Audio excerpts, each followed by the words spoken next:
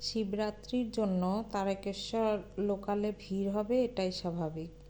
শেওড়াফুলি থেকে ভিড়টা বেশিই হয়ে গেল।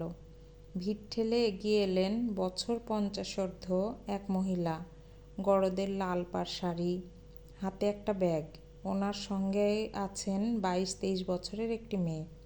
সাদা লাল পাড় শাড়ি, কপালে ছোট্ট একটা টিপ, মুখখানি বেশ উজ্জ্বল মেয়েটির। হাতে একটা পিতলের ঘটি, তাতে রয়েছে গঙ্গা জল। দেখে মনে হলো মা আর মেয়ে। ওই ভদ্রমহিলা আমার সামনে দাঁড়িয়ে জিজ্ঞেস করলেন, কোথায় নামবে তুমি?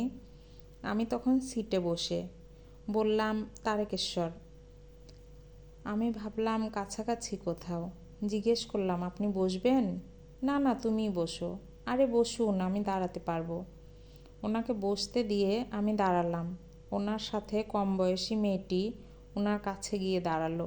উনি জিজ্ঞেস করলেন, তারকেশ্বর পৌঁছাতে কতক্ষণ লাগবে?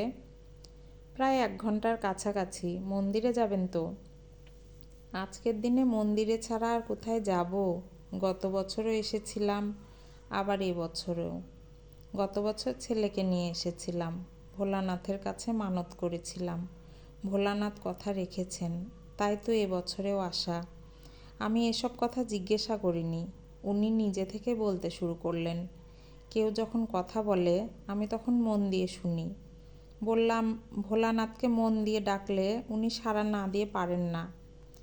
ঠিক বলেছ, আমার ছেলে আর আমি মন থেকেই চেয়েছিলাম কঠিন অসুখ থেকে মিতুলকে যেন সুস্থ জীবনে ফিরিয়ে দেন। বলে মিতুলের দিকে ইঙ্গিত করে দেখালেন। মিতুল মানে ওই কম বয়সী মেয়েটি। তারপর আমার দিকে তাকিয়ে বললেন, জানো বাবা, ওর বাচ্চার আশা ছিল না। গত বছর শিবরাত্রির দিনে ও তখন হসপিটালে ভর্তি, রক্তশূন্য হয়ে গিয়েছিল। ছেলে বলল, বাবা তারকনাথই পারেন সব মুশকিল আসান করতে। ছেলের কথা শুনে আমি আর না করিনি। কাঁচরাপাড়া থেকে ছুটে আসি তারকেশ্বরে। সবটাই তারকনাথের কৃপা। ওকে আবার নতুন জীবনে ফিরিয়ে দিয়েছেন তারকনাথ। ভদ্রমহিলা এত সুন্দর করে কথাগুলো বলছেন আর আমিও মন দিয়ে শুনছিলাম। কৌতূহলবশত জিজ্ঞেস করলাম, তাই এবারে ছেলেকে নিয়ে এলেন না কেন? এবারে পুজোটা মিতুল দিতে এসেছে আমার ছেলের জন্য। ছেলে আর্মিতে চাকরি পেয়েছে, বাইরে আছে, ওর জন্যই এসেছে। বুঝতেই পারছো কত রিস্কের চাকরি।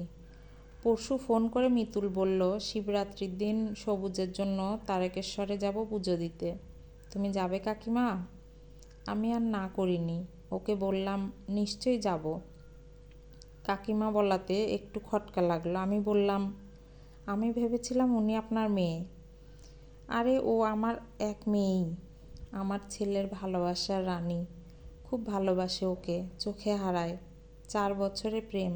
যেদিন ওর কথা বাড়িতে এসে বলল, আমি বলে দিয়েছি, তুমি যার সাথে ভালো থাকবে আমি তাতে আপত্তি নেই। তোমার ভালো থাকাতেই আমার ভালো থাকা। আমার ছেলের জন্যই ও এসেছে তারকনাথের কাছে পুজো দিতে। আমি তো মা, তাই দুইজনের কথা শুনেই চলতে হয়। কদিন পর থেকে তো ও আমার বাড়িতেই থাকবে। আমি বলেছি, বন্ধুর মতো মিশবি আমার সাথে।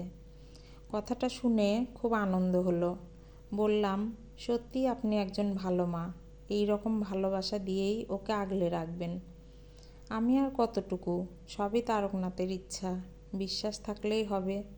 বিশ্বাসেই গোটা পৃথিবী চলছে, বিশ্বাসেই সম্পর্ক চলছে। ওকে তো আগলে রাখতেই হবে। ছেলেকে ভালো রাখতে হলে ছেলের ভালোবাসার মানুষকে বেশি ভালোবাসতে হবে যে। কলমে সরজিৎ ঘোষ, কণ্ঠে লাবণী সাহা।